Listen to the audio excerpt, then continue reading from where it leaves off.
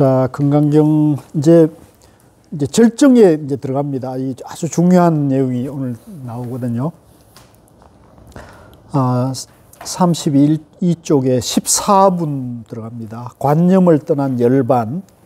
그때 수보리가 이 경 설하심을 듣고 뜻을 깊이 이해하여 감격의 눈물을 흘리며 부처님께 말씀드렸습니다. 경이롭습니다. 세존이시여, 제가 지금까지 얻은 해안으로는 부처님께서 이같이 깊이 있는 경전 설하심을 들은 적이 없습니다. 세존이시여, 만일 어떤 사람이 이 경을 듣고 믿음이 청정해지면 바로 궁극적 지혜가 일어날 것이니 이 사람은 가장 경이로운 공덕을 성취할 것임을 알아야 합니다. 세존이시여, 이 궁극적 지혜라는 것은 궁극적 지혜가 아닌 까닭에 여래께서는 궁극적 지혜라고 말씀하셨습니다. 세존이시여, 제가 지금까지 경전을 듣고 믿고 이해하고 받고 지니기는 어렵지 않습니다. 그러나 미래 500년 뒤에도 어떤 중생이 이 경전을 듣고 믿고 이해하고 받고 지닌다면 이 사람은 가장 경이로울 것입니다. 왜냐하면 이 사람은 아상, 인상, 중생상, 수저상이 없기 때문입니다. 그것은 아상은 아상이 아니며, 인상은 이상이 아니며, 중생은 중생이 아니며, 영혼은 영혼이 아니기 때문입니다. 왜냐하면 모든 관념을 떠난 이를 부처님이라 말하기 때문입니다. 부처님께서 수보리에게 말씀하셨습니다. 그렇다 만일 어떤 사람이 이 경을 듣고 놀라지도 않고 무서워하지도 않고 두려워하지도 않는다면 이 사람은 매우 경이로운 줄 알아야 한다. 왜냐하면 수보리여, 열애는 최고의 바라밀이 아니라고 설하였으므로 최고의 바라밀이라 말하기 때문이다. 자, 이 어려운 말씀을, 어려운 본문이 계속되는데요. 자, 다시 앞으로 가가지고요. 37쪽에 보면 이제 수보리 장로가 부처님이 이 법문을 하신 것을 듣고는 감동의 눈물을 흘렸다는 거죠.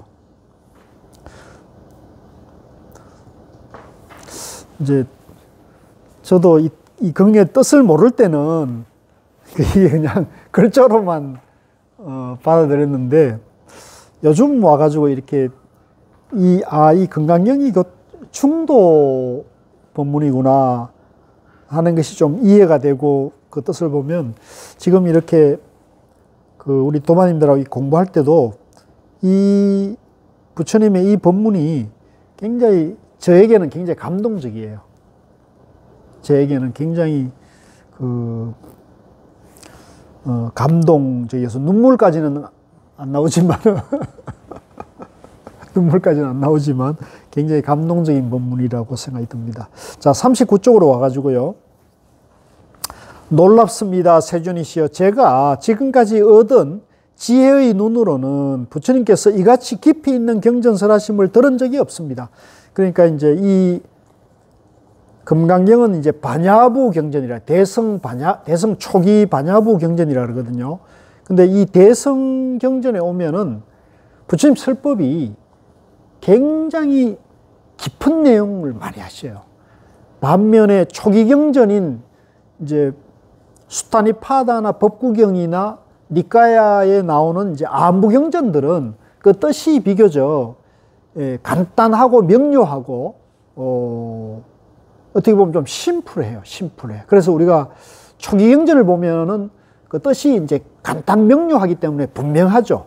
그래서 그렇기 때문에 쉽습니다.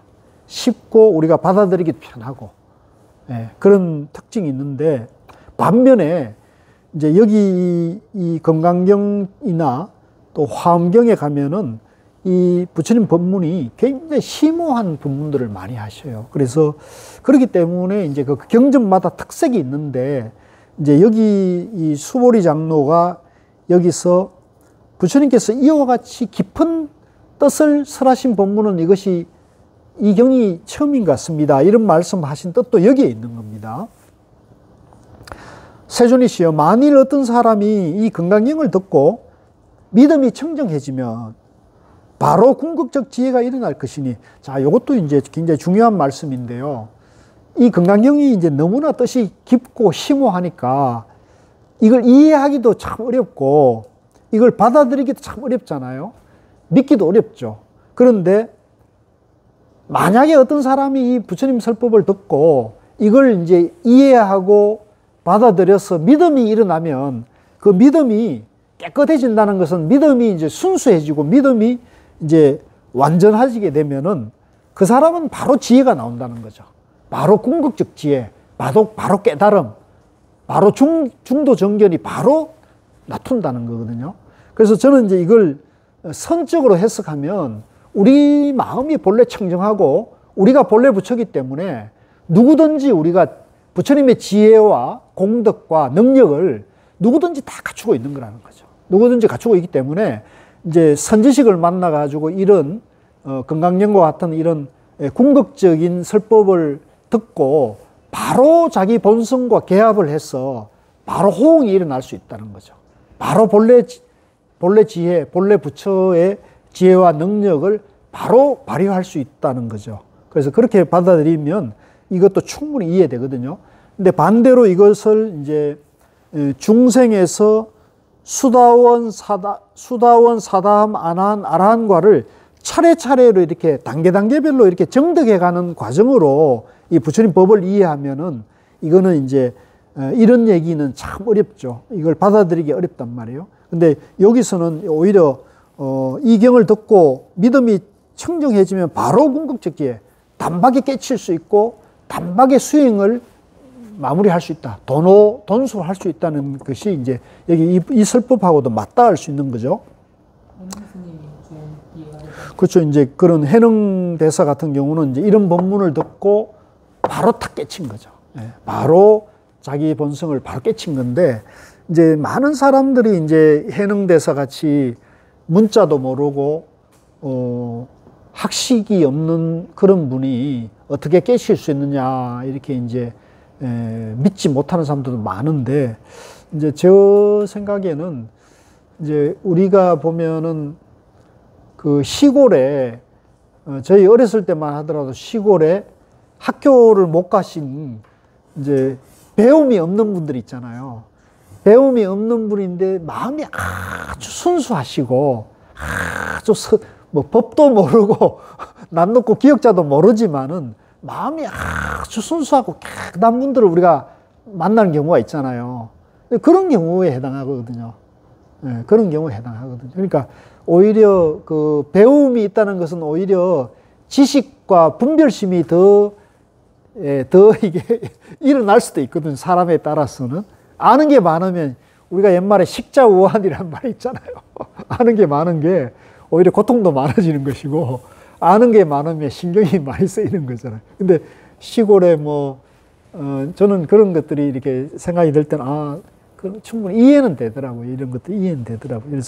그래서 이제 우리 지금 현대인들에게는 오히려 자기가 이제 보고 듣고 아는 것을 이제 많은 것이 이제 장점도 되지만 그 보고 듣고 아는 것이 많은 것이 오히려 우환, 근심덩어리가 되는 경우도 많죠. 그러니까 그것을 이제 이 부처님의 이런, 중도 법문을 통해 가지고 그 알고 보고 들었던 것에 집착하지 않고 또 머물지 않고 마음을 쓰는 그런 훈련 내지 수행이 된다면 훨씬 더 자유롭게, 그죠?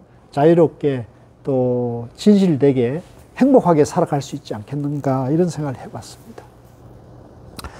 그래서 여기서 이제 그 궁극적 지혜는 한문으로는 실상입니다. 실상. 우리 저 남원에 가면 실상사라는 절이 있죠. 구산선문 중에 이제 구산선문, 우리나라에 선이 들어와가지고 구산선문이 들어섰는데 구산선문 중에 절로서는 최초의 절이 남원 실상사예요. 그래서 그 실상이 바로 중도를 말하고 여기서는 이걸 궁극적 지혜라 했는데 이제 제가 좀 의역한다면 중도를 말합니다. 중도 정견을 말하는 겁니다. 이 사람은 가장 경이로운 공덕을 성취할 것임을 알아야 합니다. 이제 이 사람은 곧 부처님의 지혜가 나툰 사람이니까 이제 놀라운 지혜를 갖춘 거죠. 그러니까 이 놀라운 부처님의 지혜가 우리 여기 공부하시는 도반님들이 나에게는 없다고 생각하시면 안 돼요. 나에게도 부처님의 지혜가 본래 갖춰져 있다고 봐야 돼요. 예. 이게 좀 어려운데, 이제, 우리 이것을 이해하려면 이제 나의 존재 원리인 이제 중도 연기법에 대해서 좀 공부가 필요한 거죠. 그래서 우리가 앞에서 101법문을 공부할 때 나와 우주 만물이 중도 연기라는 것을 이제 이해하는 것이 필요하다는 얘기를 했죠. 그 나라는 존재가 있는 것도 아니고 없는 것도 아닌, 그죠? 연기로 존재한다는 거. 실체는 없는 것이다. 인연으로 존재한다는 거. 그죠? 그래서 그걸 이제 바로 알게 되면은 이제 그 존재 자체가 이제 그대로 완성되어 있고 존재 자체가 그대로 이 세상에 둘도 없는 진귀한 존재라는 거죠. 존재 자체가. 그래서 이걸 존재론적으로 봐야 됩니다. 세존이시여, 이 궁극적 지혜, 중도 지혜라는 것은 중도 지혜가 아닌 까닭에 열애께서는 중도 지혜라고 말씀하셨습니다. 세존이시여, 제가 지금 이 같은 경전을 듣고 믿고 이해하고 받고 지니기는 어렵지 않습니다. 이제 사실은 이 불교도요, 이게 참 어렵지만은 이제 자꾸 이렇게 보고 듣고 공부하면은 이게 이제 점점 이게 쉬워지고 재미가 있어져요. 재미가 있어져요. 우리 보살님이 요새 불교 공부하는 게 재미있다 그러시는데 이제 저런 마음이 되는 거예요. 이게 불교 공부라는 게 이 세상의 어떤 재미보다도 재미있게 되는 거예요. 막 옛날에는 뭐 놀러 다니고 쇼핑하고, 그죠?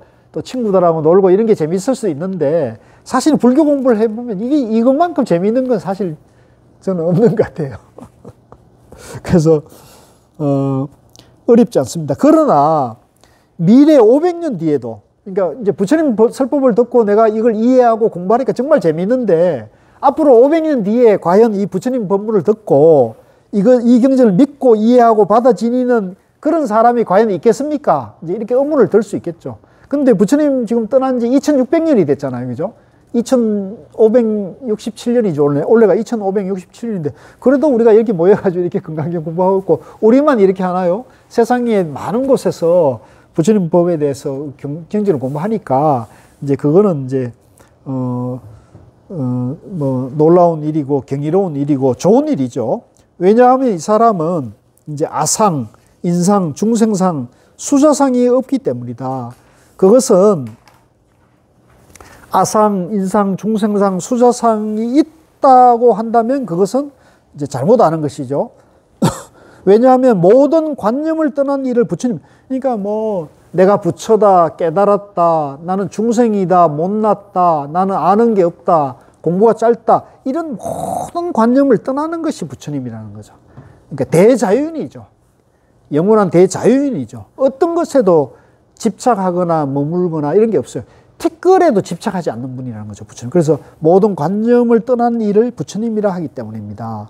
부처님께서 수보리에게 말씀하셨습니다. 그렇다 만일 어떤 사람이 이 경을 듣고 놀라지도 않고 무서워하지도 않고 두려워하지 않는다면, 자, 이것도 이제 재밌는 얘기예요. 실제 이제 우리 도반님들도 아마 이런 경험이 많을 것 같은데, 야, 불교 공부하자 이렇게 했는데 공부하다 보면 이 경이 너무 어려워, 너무 재미없어 이래가지고 이게 공부 안 하는 사람들이 많잖아요. 이게 특히 이제 초심자들은 이렇게 공부에 처음 접근하다가 그런 분들이 많거든요. 근데 이제 어떤 경우는 여기 이제 곧 뒤에 나옵니다만은 뒤에 곧 어마무시한 그런 법문이 나오거든요. 이런 법문을 듣고도 두려워하거나 놀라지 않는다면, 이제 이걸 두려워하지 않고 받아들일 수 있고 믿음이 일어난다는 건 그만큼 이제 안목이 이제 넓어진 것이죠. 안목이 깊어진 것이죠. 이 사람은 매우 경이로운 줄 알아야 한다. 그러니까 이거는 사실은 여기서 우리가 이렇게 공부하는 도반님들을 위해서 부처님께서 지금 격려해 주는 말이에요. 이런 공부를 하는 사람들은 정말 놀라운 사람들이다. 정말 경이로운 사람들이라는 거죠. 왜? 이런 놀라운 공부, 이런 위대한 법문을 공부하는 사람들이 이 세상에 얼마나 되겠어요? 사실은 많지 않잖아요. 그러니까 이 놀기 좋고 어디 뭐 하고 할 일이 많은 세상에 우리가 이런 귀중한 시간에 모여가지고 이런 어려운, 그죠? 이런 심오한 이런 부처님 경전을 공부하는 이런 사람들은 이 세상에 정말로 고귀한 사람들이고 전생에 공부를 많이 한 사람들이 여기에 지금 모여 있다 이런 얘기입니다. 이 사람은 매우 경이로운 줄 알아야 한다. 왜냐하면 수보리여 열애는 최고의 바라밀이 아니라고 설하였으므로, 그러니까 경이롭고 놀라운 존재들인데 그 경이롭고 놀라운 존재라 해서 무슨 특별히 무슨 뭐 상을 내거나 이러면 또 안 된다는 거죠. 그게 늘 양변을 떠나야 된다는 걸 얘기하죠. 수보리여, 자, 여기 밑에 나오는 게 또 이게 굉장히 또 그 놀라운 본문이에요. 인욕바라밀을, 열애는 인욕바라밀이 아니라고 설하였다. 자, 인욕이라는 것을 이제 자기가 무아라는 것을 이해해서 정견을 세우고 그 무아의 행을 이제 실천하는 걸 인욕바라밀이라고 그러거든요. 인욕이라는 것은 욕됨을 참는 거예요. 예. 나를 욕되게 하고 나를 비굴하게 하고 나를 업수히 여기더라도 그걸 내가 그걸 그대로 받아들이면서 그것에 대해서 보복하거나 원망하거나 미워하는 마음이 없는 행을 인욕바라밀이라고 그러거든요. 왜냐하면 수보리여, 내가 옛적에 가리왕에게 온몸을 마디마디 잘렸을 때 나는 아상, 인상, 중생상이 없었기 때문이다. 왜냐하면 내가 옛날 마디마디 사지가 잘렸을 때 아상, 인상, 중생상, 수저상이 있었다면 성내고 원망하는 마음이 생겼기 때문이라. 자, 요 얘기는 무슨 말이냐면요. 이제 여기에서는 이제 옛날 얘기가 좀 나와야 되는데, 이제 부처님께서 그 깨치기 전에 부처님이 전생에 이제 수행자의 시절이 있었잖아요. 이제 깨달음을 공부하는 우리처럼 깨달음을 공부하는 수행자 시절이 있었는데, 그때 부처님의 이름이 인욕보살이었대요. 인욕보살인데, 인욕보살이라는 것은 인욕 수행을 할 때라는 얘기죠. 그때 이제 어떤 일이 있었냐면, 부처님이 이제 고요한 이제 그런 숲 속에서 이제 명상 수행을 하고 있었는데, 그때 그 나라의 왕 이름이 가리왕이었대요. 가리왕. 이제 이 가리왕이 이제 사냥을 나왔다가 그 숲에서 이제 고단해 가지고 낮잠을 좀 잤다는 거예요. 낮잠을 좀 잤는데 자고 깨어나니까 당신을 이제 시중들은 그런 궁녀들이 다 없어지고 가지고 이제 가리왕이 이제 그걸 찾아서 나섰는데, 어디 숲에 가니까 큰 나무 밑에 어떤 이제 수행자가 한 사람이 앉아 있는데, 거기를 둘러싸고 시녀들이 둘러싸가 가지고 이제 예배하고 이제 법문을 듣고 있는 거예요. 그러니까 이 가리왕이 이제 화가 났겠죠. 내 시녀들이 저 수행자들인데 가가지고 둘러싸고 있으니까 나를 둘러싸고 있어야 되는데 수행자인데 가서 저러니까 이제 가리왕이 화가 났죠. 그래서 이제 칼을 빼들고 그 이제 인욕 수행자인데 가서 넌 누구냐 그러니까 저는 인욕행을 닦는 수행자입니다. 이렇게 답을 해요. 그래, 그러면 얼마만큼 인욕을 할 수 있는지 한번 보자 그래가지고 이제 양쪽 팔을 이제 칼로 절단을 했다는 거예요. 그랬는데도 이 인욕 수행자가 낯빛 하나 변하지 않고 태연하게 이제 평상심으로 양쪽 팔을 절단을 받아들인다는 거예요. 그러니까 이 가리왕이 화가 나요? 더 나요? 안 나요? 화가 더 나죠. 그러니까 이제 양쪽 다리를 잘랐다는 거예요. 그러니까 양쪽 다리를 절단을 했는데도 이 인욕 수행자의 얼굴이 처음처럼 변하지 않고 그대로 담담하게 그걸 그대로 받아들이는 걸 보고서야, 그때서야 비로소 가리왕이 이제 자기가 이 잘못된 정말 수행이 깊은 사람, 도인의 경지에 이르는 사람을 내가 위해를 가했구나, 이런 걸 이제 뒤늦게 깨닫고는 그 자리에서 이제 참회를 하고는 이제 그 가르침을 청하죠. 그러니까 이제 부처님께서 자기는 이제 인욕 수행을 따는 얘기를 하는데, 그 얘기를 듣고 이제 이 가리왕이 이제 그런 부탁을 해요. 자기가 금생에서는 내가 이렇게 큰 죄업을 지었는데, 수행자를 이렇게 이제 사지를 절단한 큰 악업을 지었으니까 금생에서는 내가 깨칠 수 없으니까 우리 인욕 수행자님께서 만약에 도를 이루시면 가장 먼저 나를 좀 구해 주십시오. 라고 이제 부탁을 하는 대목이 나오거든요. 그래서 이분이 누구냐면 이제 부처님이 깨치시고 첫 설법을 할 때 오비구가 등장하거든요. 5 고행수행자가 등장하는데 그 중에 부처님 설법을 듣고 맨 먼저 깨달은 분이 이제 꼰단냐라 그럽니다. 꼰단냐. 이제 한역 경전에서는 교진녀라 그래요. 이 교진녀 꼰단냐가 바로 이 가리왕이라는 거예요. 재밌죠?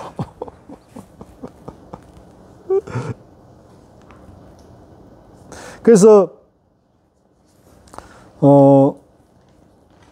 그게 그렇게 연결이 되는 그 가리왕이 바로 이분입니다. 그래서 이 이제 사지를 절단을 당했는데, 자, 43쪽에 보면, 자, 이게 이제 재밌는 얘기예요.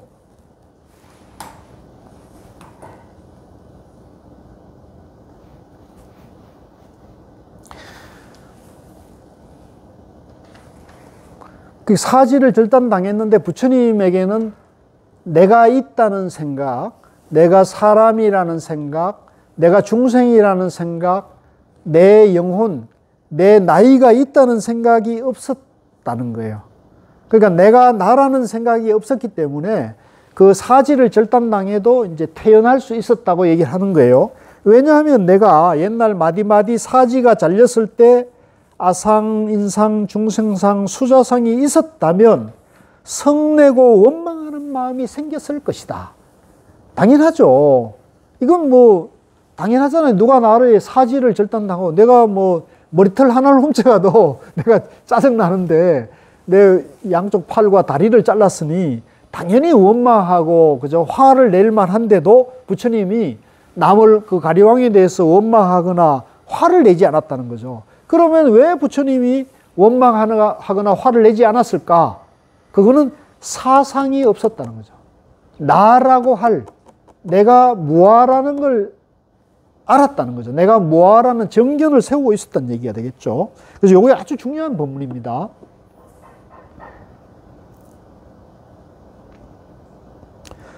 사실은 우리가 이런 법문을 들었을 때 이제 우리도 부처님처럼 화가 없어야 되거든요.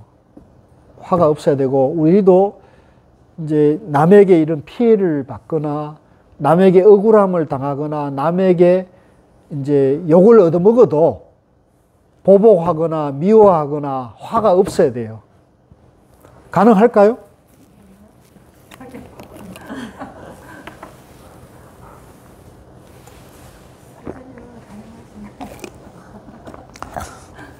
저도 이제 가능하려고 애를 쓰고 있어요.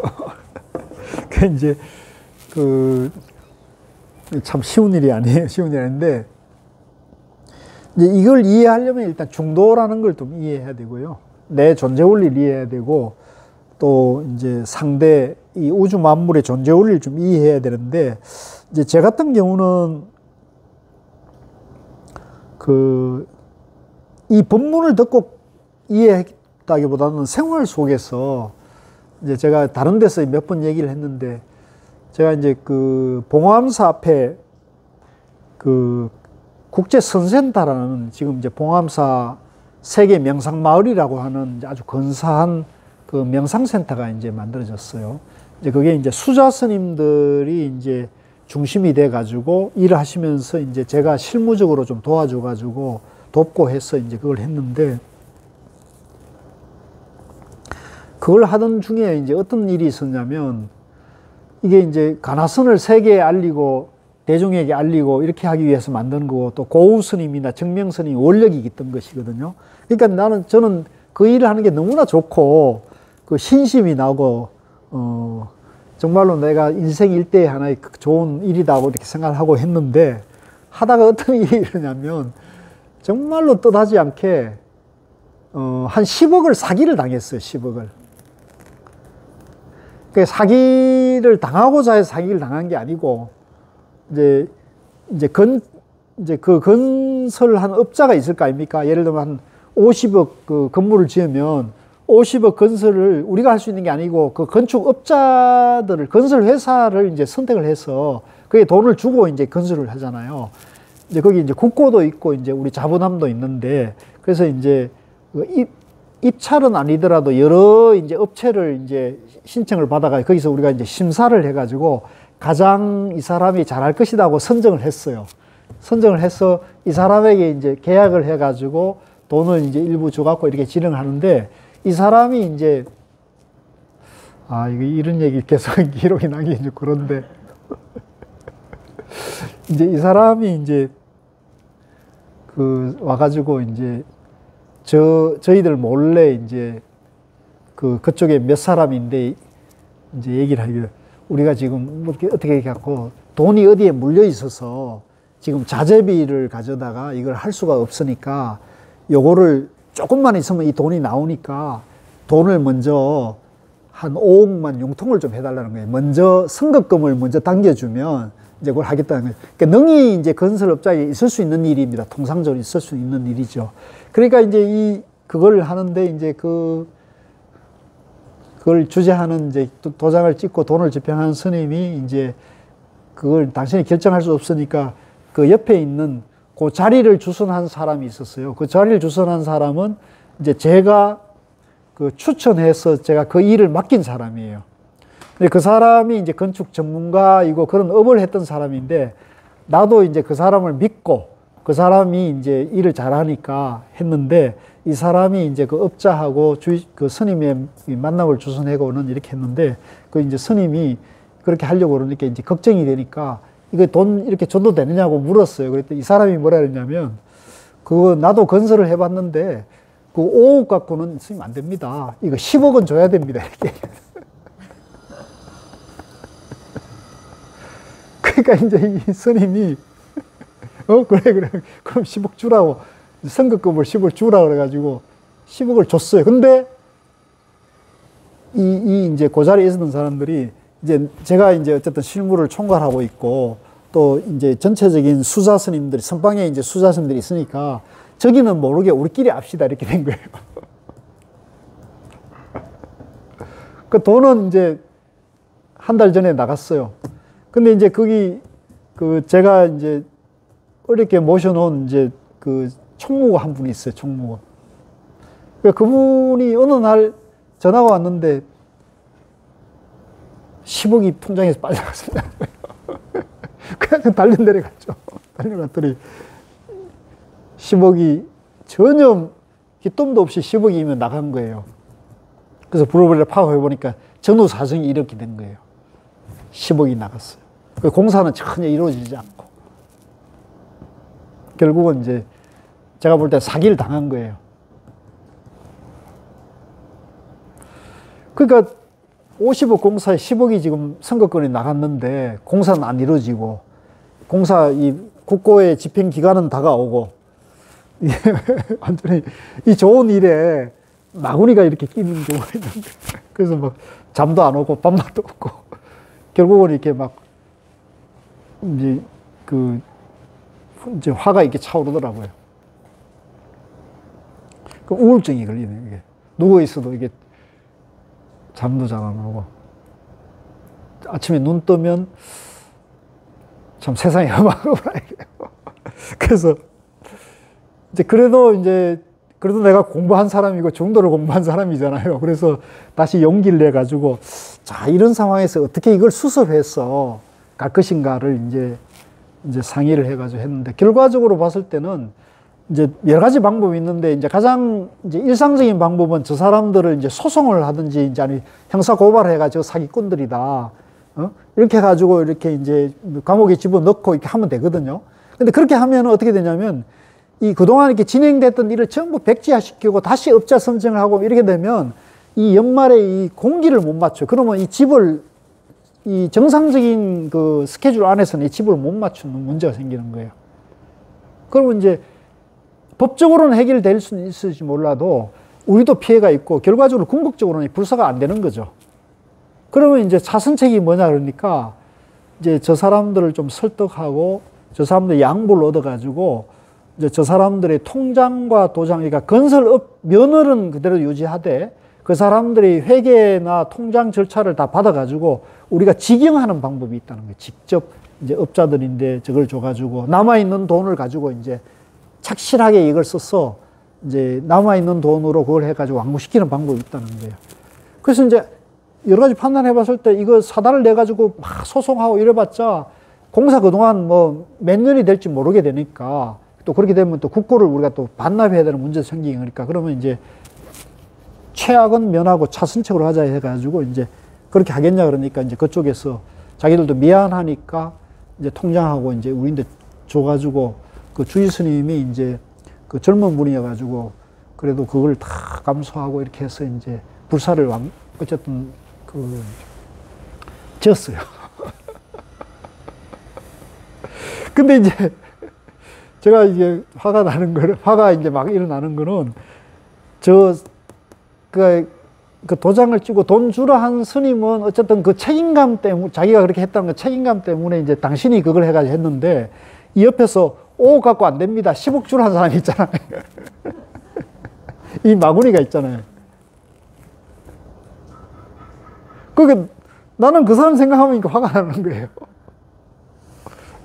근데 그 이제 어느 정도 윤곽이 잡히고 난 다음에 곰곰이 이걸 생각을 해보니까 저 마구니를 추천한 게 누구예요? 그 추천한 게 내더라고. 그걸 그 사람 쓰면 안 된다고 스님들이 반대한 걸 내가 설득해가지고 한 거더라고요, 보니까. 그러니까 저 마구니 사기꾼 협잡배를 내가 추천한 거, 결국 내 책임이더라고요. 그래서, 저 사람을 내가 원망하고, 화풀이하고, 저 사람을 감옥에 쳐넣어도 내 책임인 거예요, 궁극적으로는. 그러니까 내가 이걸 생각하니까, 이 결국 내 탓이네? 내 업이네? 이렇게 되는 거예요. 내 허물이네? 이렇게 생각이 들더라고요. 그래서 다시 이제 공부를 하면서 이걸 보니까, 저 사람도 본래는 부처인데, 저 사람이나 나나, 우리 모두가 본래는 부처인데, 자기가 부처인 줄 모르고 착각에 빠져가지고 저 사람이 이제 돈이 눈앞에 거이고 자기가 돈도 쫓기니까 업자하고 이제 협잡을 해서 네 이렇게 하고 이렇게 하면은 내가 거기서 얼마씩 커미션을 주고 이런 식으로 했을 거 아닙니까? 제가 뭐 본 건 아니지만 그건 뻔하잖아요. 그죠? 그러니까 뭐, 야, 네 5억 주는데 내가 10억 해주면 거기에 수수료 한 1억은 나 주라. 이렇게 했겠죠. 그러니까 서로 이익되는 거예요. 이런 거는 사실 돈이 있고 이러면은 누구든지 할 수 있는 세상의 일이 그런 거 아닙니까? 그래서 그럴 수 있겠더라고요.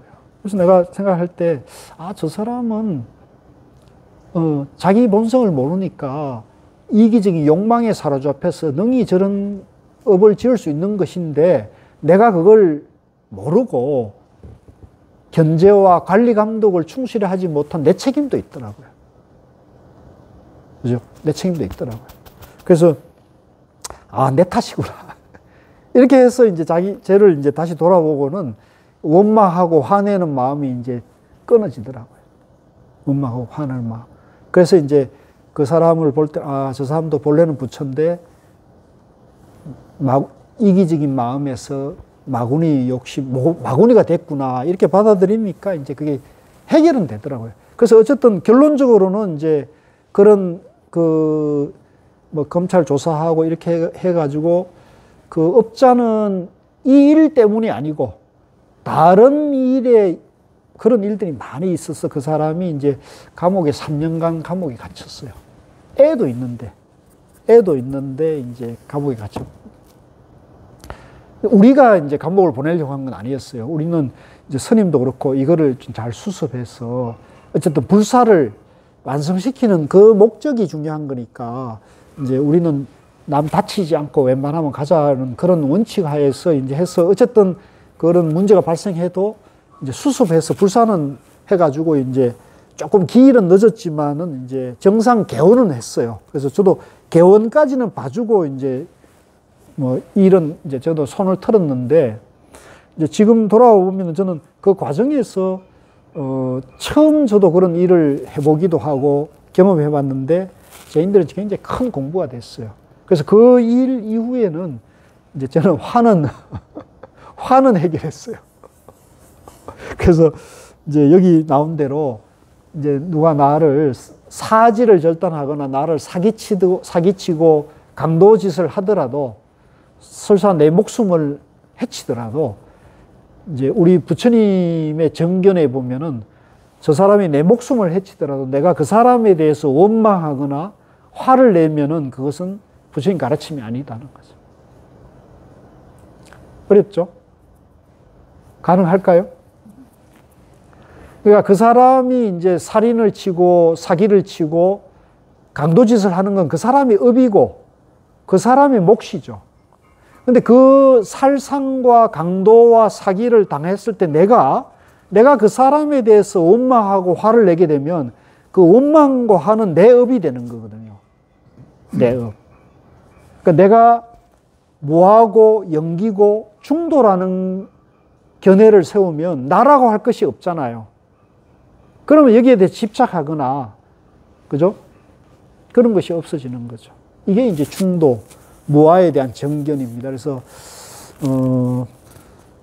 지금과 같이 이렇게 아둥바둥 살아가고, 경쟁이 필수적인 이런 자본주의 첨단 사회에 이런 가르침이 과연 무슨 현실성이 얼마나 있느냐고 회의하고 의문 가지는 사람들이 많겠지만, 저는 제 경험에 비춰보면 이 부처님의 이 가르침이야말로 공부를 가장 정통으로, 고통 속에서 그 고통을 완전히 돌려내올 수 있는 지혜의 살활의 법문이라는 생각을 하고 있습니다. 그래서 이제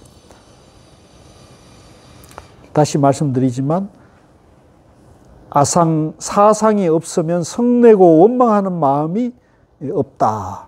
자, 밑으로 내려왔어요. 수보리여 열애는 과거 500생 동안에 인욕 수행자였는데 그때 아상, 인상, 중생상, 수자상이 없었다. 그러므로 수보리여 보살은 모든 관념을 떠나 가장 높고 바른 깨달음의 마음을 내야 한다. 자, 이것도 중요해요. 그러니까 누가 나의 사지를 절단하고 나를 용하고 나의 허물을 비난하고 이러더라도 거기에 대해서 원망하거나 화가 없어야 된다. 왜? 내가 무아하고 중도이기 때문에 중도 무아의 정견을 세우고 그걸 대처해야지, 중도 무아의 정견 없이 양변에 빠지게 되면 그 오고 가는 업 속에서 계속 생사윤회의 고통 속에 빠질 수밖에 없다는 거죠.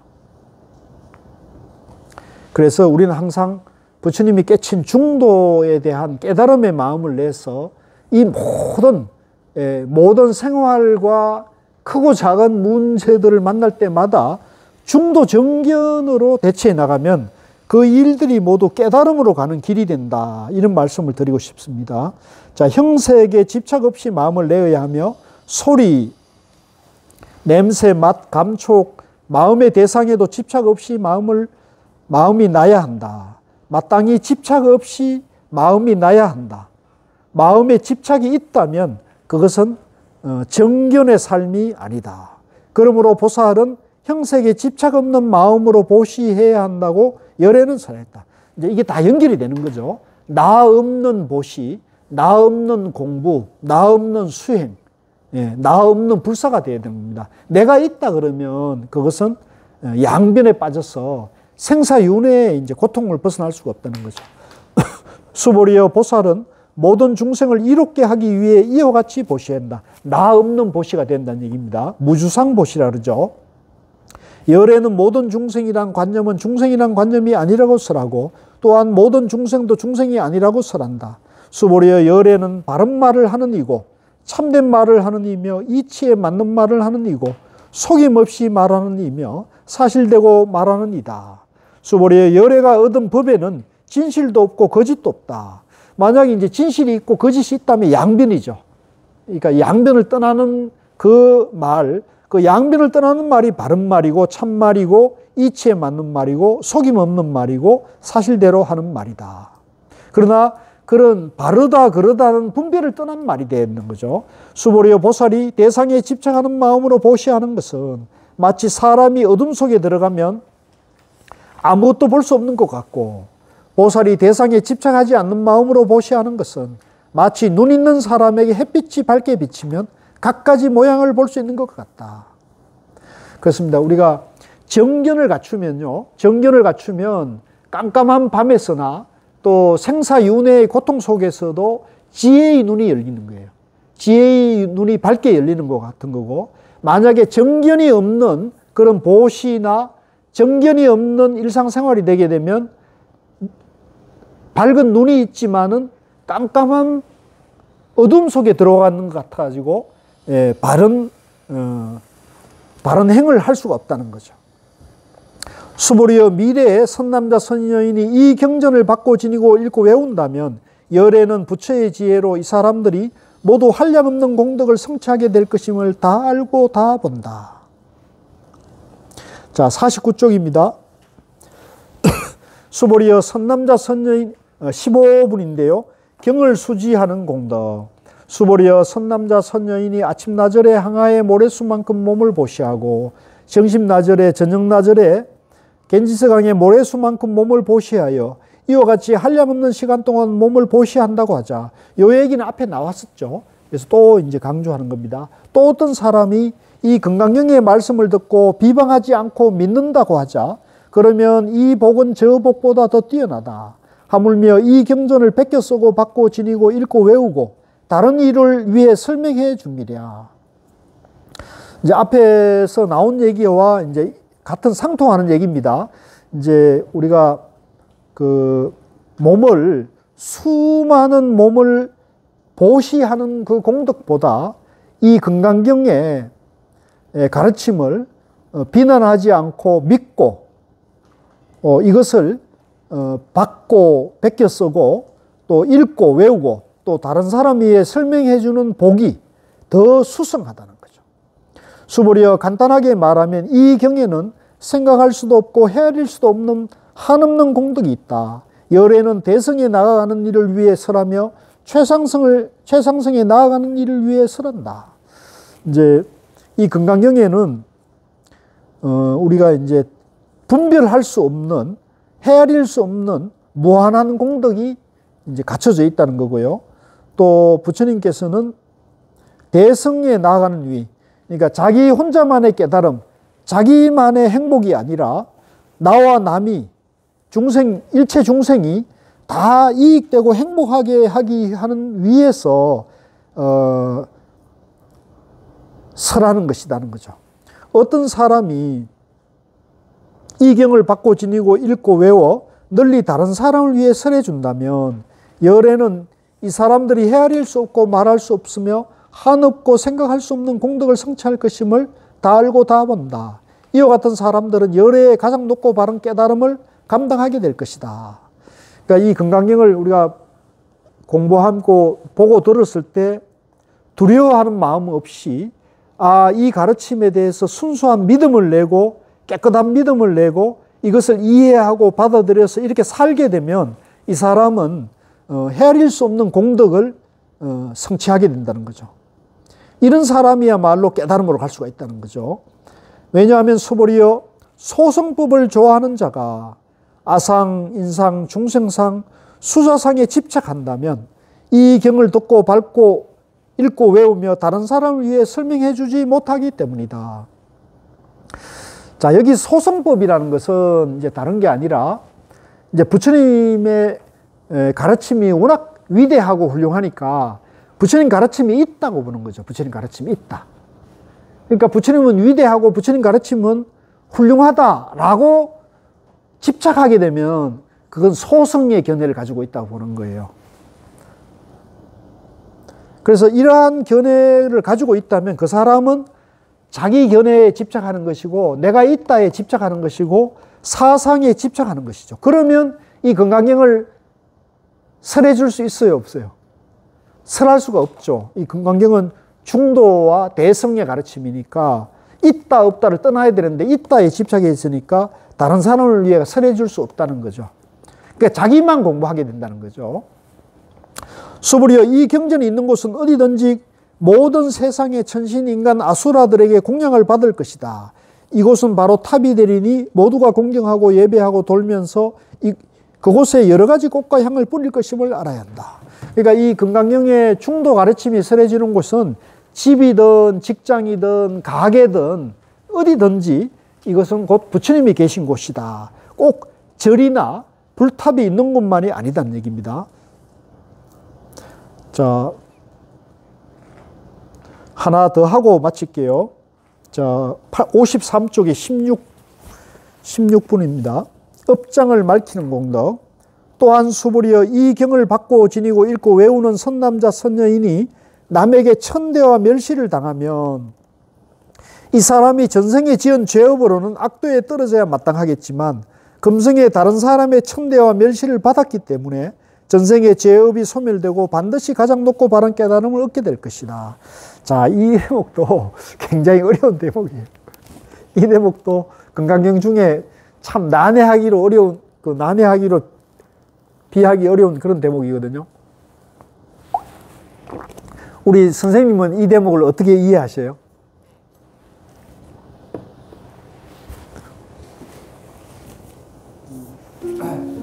고통받는 압축적으로. 네.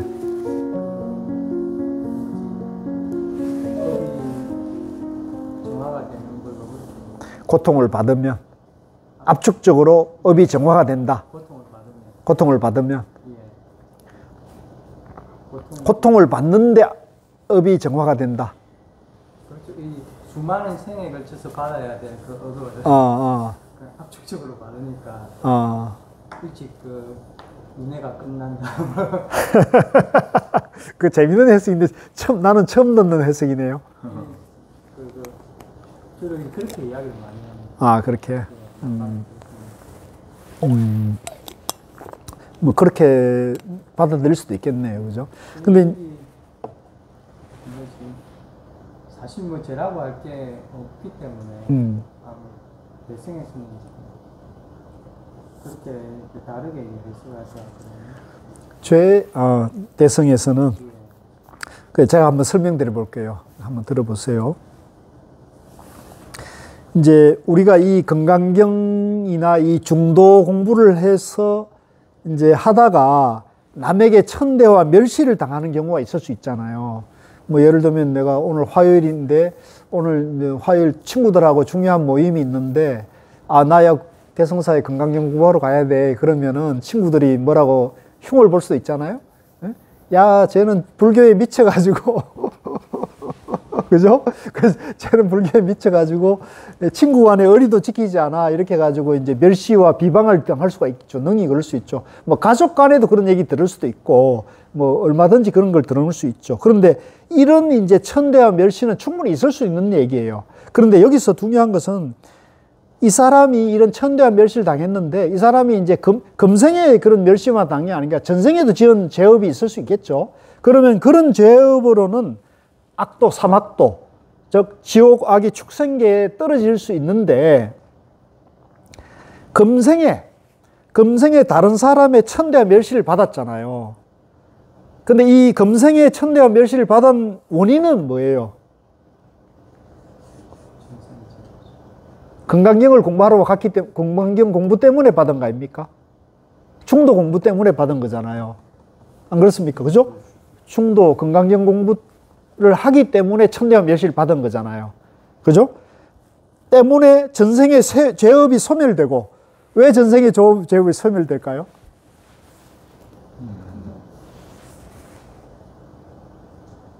우리가 이제 뭐 아니면 공부의 과정, 결과 뭐 그런 건가요? 아니죠. 우리가 중도 무아로 나를 보면 내가 있어요, 없어요? 없습니다. 내가 할 게 없잖아요. 그러니까 내가 없으면 전생에 내가 있습니까? 전생에 나도 없고 전생에 쟤도 본래는 없는 건데 내가 있다고 집착하니까 전생도 있고 전생에 쟤도 있는 거잖아요. 그러니까 우리가 중도 정견을 세우면 나라고 할 것이 없다는 걸 아는 것이고 전생도 없고 죄도 실체가 없다는 걸 아는 것이잖아요. 그러니까 죄와 업이 소멸됐습니까? 안 됐습니까? 아직 안 됐습니까? 그 얘기를 하는 거예요. 그 얘기. 실상은 그런 거다. 그게 실상이라는 거지. 근데 자꾸 내가 있다고 생각하면 전생도 있고 전생에 지은 죄도 있고 금생도 있고 그렇게 되잖아요. 그러면 이 죄와 업은 끝없이 이제 받게 되는 거죠. 그래서 이거를 이제 금생에 다른 사람의 천대와 멸시를 받았기 때문에 내가 그렇게 공부를 하기 때문에 중도 무아 공부를 하기 때문에 전생의 죄업이 소멸되고 반드시 가장 높고 바른 깨달음을 얻게 된다. 근데 그걸 아니까 나라고 할 것이 없다는 거, 내가 중도고 무아라는 걸 알기 때문에 그 길로 가면은 반드시 깨닫게 된다. 이미 깨달아져 있기 때문에, 내 존재가 이미 깨달아져 있기 때문에 반드시 깨닫는다고 얘기하는 거예요. 좀 위안이 됩니까? 안 되는 것 같네. 네? 공부를 해야 된다, 좌우간. 예, 그렇게 일단은 그렇게 받으려. 그러니까 요게 이제 대성 선종에서 이제 이걸 해설하는 방법이에요. 그래서 아까 우리 거사님처럼 이제 압축적으로 모든 고통을 일시에 받아가지고 그거를 이제 해결하는 것도 그렇게 설명할 수도 있겠지만, 이제 우리 대성과 이 선종에서는 나라고 할 것이 본래 없기 때문에, 내가 있다는 착각에 있을 때는 수많은 전생에 그죠? 죄와 업 속에서 생사윤회와 사막도와 극락을 왔다 갔다 할지 몰라도, 이제 이 금생에 내가 이 중도 금강경을 통해서 중도 무아에 대한 공부를 바로 해서 정견을 갖추면, 그죠? 그 공부하는 것 때문에 남에게 모멸과 비방, 욕을 얻어먹더라도 그 공부를 멈추지 않기 때문에 욕을 먹잖아요. 공부를 계속 하니까 그런 거죠. 공부하기 때문에 욕을 먹는 게 아니라, 네. 전생에 죄업이 있어서 지금은 욕을 먹는데, 아니. 기형을 받고 지니고 해서 이게 무아를 깨달았기 때문에 네. 그게 없어지는 것이다. 이렇게 해석을 해야 합니다. 아니, 그렇게 하면 안 되고. 전생에 이미 죄업이 있어서 이 생에 태어났는데. 아니, 그러니까 전생의 죄업과 금생의 여기 멸시와 저거는 구분을 해서 봐야죠. 전생은 정생 몫으로 딱 선을 긋고, 금생에 지금 그 멸시와 천대를 받는 거는 금강경 공부를 하기 때문에 받는 멸시와 천대잖아요. 금강경 공부가 관계없이. 아니, 그걸 여기서는 그렇게 했어야지. 여기서는 요 경문의 뜻을 그대로 받아들여야 돼요. 여기서는 이제 봐요. 남에게 천대와 멸시를 당한다면 이 경을 받고 지니고 읽고 외우는 선남자 서인 여인이 남에게 천대와 멸시를 당한다면이라고 그랬잖아요. 그러니까 우리가 이 금강경 공부를 하는 중도 정견을 공부를 하기 때문에 받는, 공부하지 않는 천대와 멸시는 이거하고는 관계없는 거죠. 그렇게 봐야 되거든요. 이 공부를 한다는 거는, 우리가 불교 공부를 한다는 거, 중도 무아에 대한 공부를 한다는 거, 그것 때문에 받는 거로 봐야 돼요. 여기서는 그렇게 해석을 해야 돼요. 안 그러고 이 관계없이 천대와 멸시는 얼마든지 받을 수 있는데 그래서 제 말이 정답이라 할 수는 없는 거고, 저는 그렇게 이해를 하니까 이게 해설이 되고 이게 풀리더라고요. 근데 이게 참 어려운 거예요. 이 대목이 진짜 어려운 거예요. 지금 아까 선생님이 좀 해설한 방법도 그렇게 해설을 많이 하거든요. 그러면 계속 생사윤회를 속에서 얘기하는 거라면, 생사윤회를 이 생에서 금생에서 단박에 끊는 거, 내가 중도 연기를 탁 깨치고 중도 연기로 날아보면 내가 날아올 것이 없는데 천대와 멸시를, 아까 사지를 절단당하는 것도 원망하고 미워한 마음이 없어지는 거잖아요. 그와 같은 맥락으로 보면 이게 풀리는 거예요. 수보리여, 나는 연등 부처님을 만나기 전 과거 한량없는 아성기급 동안 804천만억의 나유타, 요 이제 아성기급은 무량수라 그래가지고요, 헤아릴 수 없는 생을 말합니다. 헤아릴 수 없는 생. 그 다음에 4천만억 나유타는 천억이라는 숫자인데요. 이것도 헤아릴 수 없는 그런 생을 말하고요. 세월을 말하고요. 55쪽에 여러 부처님을 만나 모두 공양하고 받들어 섬기며 그냥 지나치는 법이 없었음을 기억한. 자, 이것도 참 저는 요즘 와가지고 약간 마음에 와닿는데요. 이거는 쉽게 말하면 부처님만이 아니라 모든 일체 존재에 대해서 항상 공양하고 받들었다는 거야. 부처님만이 아니라 일체 존재에 대해서. 그러니까 그 일체 존재에는 나를 원망하고 나를 사기치는 사람에 대해서도 내가 베풀어야 된다는 얘기거든요. 이게 가능할까요? 네. 그냥 지나친 법이 없었다. 만일 어떤 사람이 정법이 쇠퇴할 때, 지금이 약간 이런 경향이 있어요. 정법이 쇠퇴할 때 이 경을 잘 받아 지니고 읽고 외워서 얻은 공덕에 비하면 내가 여러 부처님께 공양한 공덕은 백에 하나에도 미치지 못하고 천에 하나, 만에 하나, 억에 하나에도 미치지 못하며 더 나아가서 어떤 셈이나 비유로도 미치지 못한다.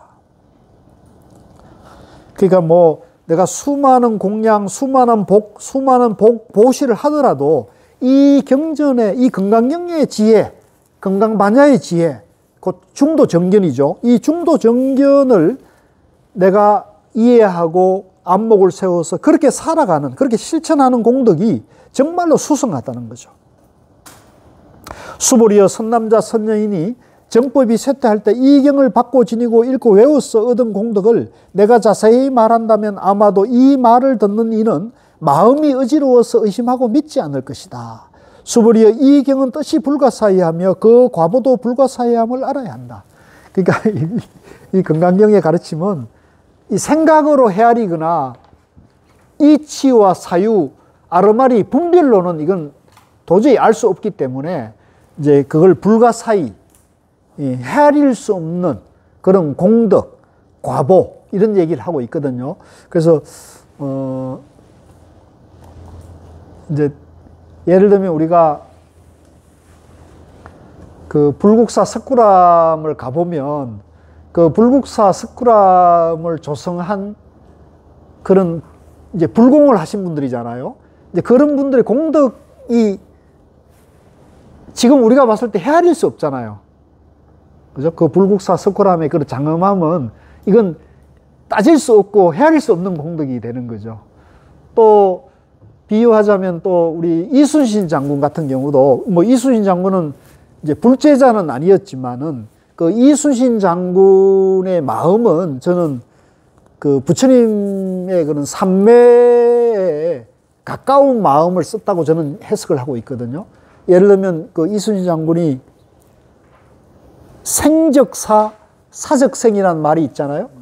살고자 하면 죽고, 죽고자 하면 산다는 말이 있잖아요. 그거는 곧 생사, 불생불멸을 얘기하고 있잖아요. 그 말 자체가.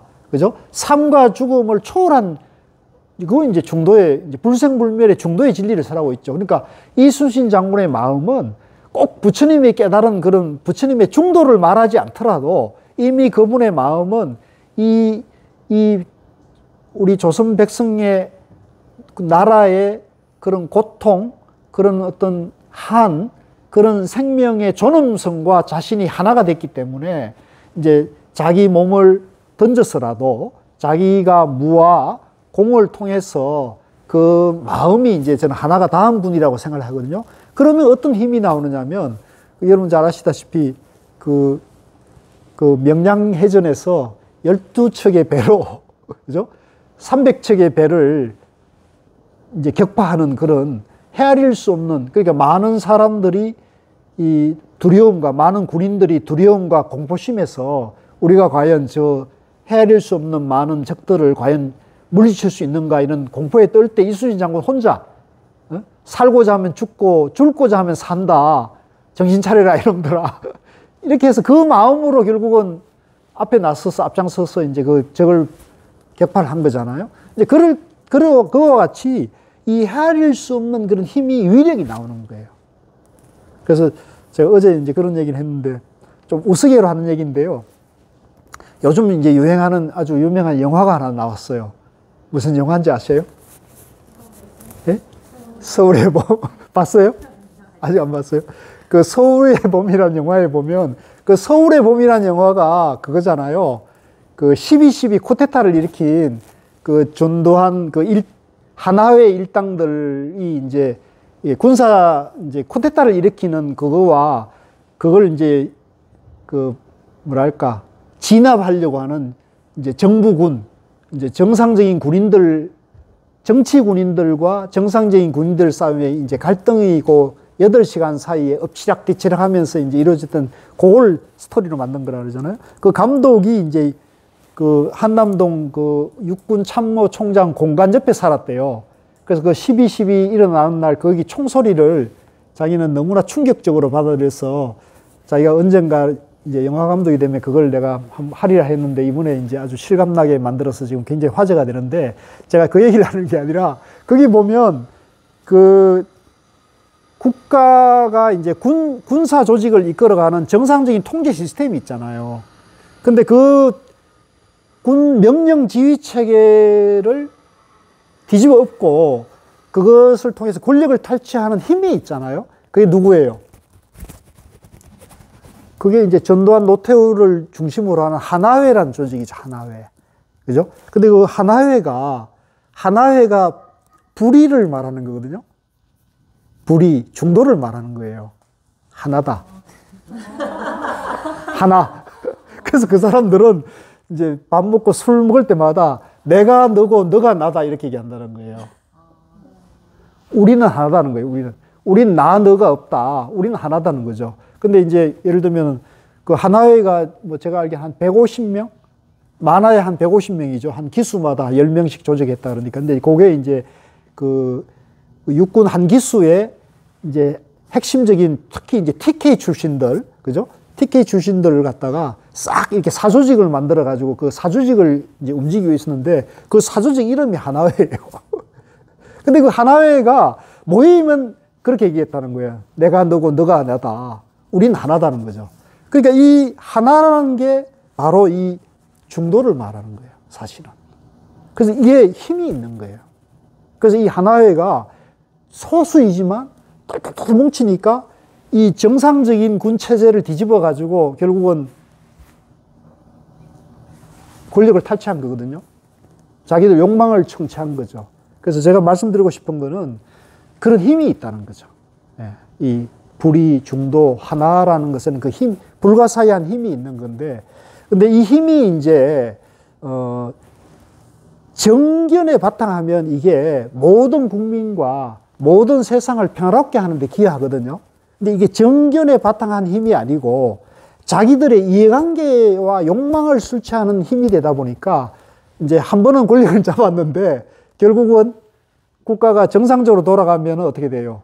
결국은 다 감옥 가고 그렇게 된 거죠. 그래서 제가 말씀드리고 싶었던 것은 어쨌든 그 하나라는 것은 힘이 있다. 그게 불가사의한 삼매의 힘인데 이것이 이제 정상적이고 모든 중생과 국민들을 행복하게 하려면 정견에 바탕해야 되는 거죠.